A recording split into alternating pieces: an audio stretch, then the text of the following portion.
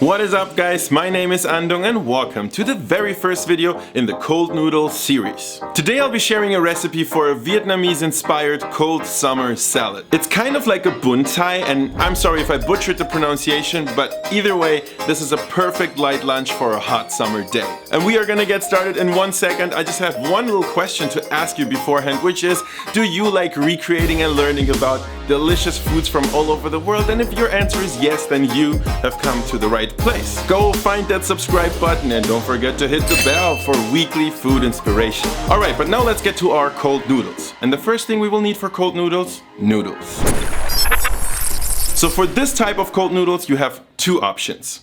Go find your local Asian grocery store and look for either rice vermicelli or mung bean vermicelli. Both of these types are very light noodles and they go really great with Vietnamese style flavors. Those rice noodles, they have a little bit more of a bite if that's something that you're into.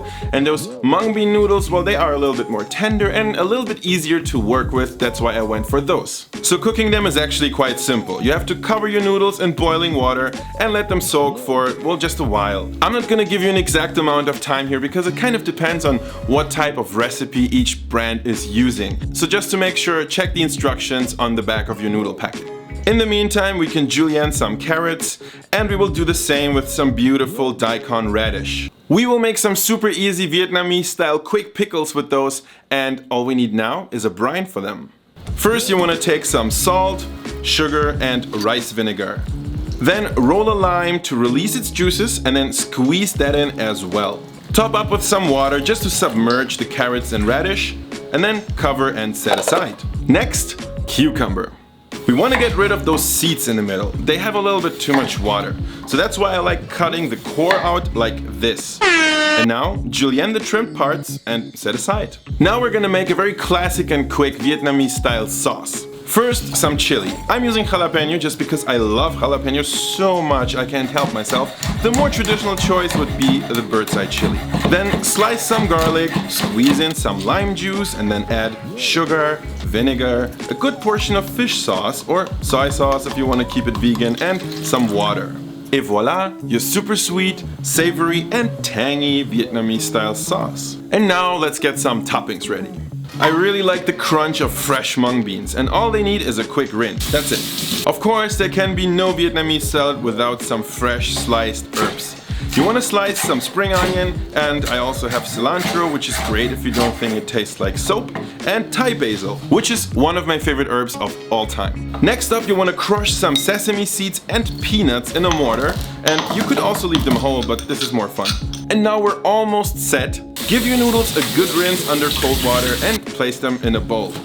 So at this point we're pretty much ready to assemble the dish. If you want to, you could also take all the separate ingredients and then store them in the fridge so you can make a very fresh and not at all soggy salad right when your friends arrive. But I'm hungry, so let's go.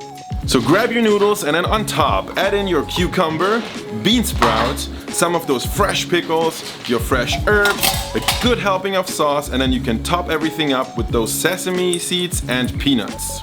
Come on guys, look at it. You could eat it like this, but I love to spice things up a little bit, so I'm gonna drizzle this with some Sriracha. Look at this. This is one of the lightest and freshest meals you'll ever eat, but it's still really comforting and pretty filling.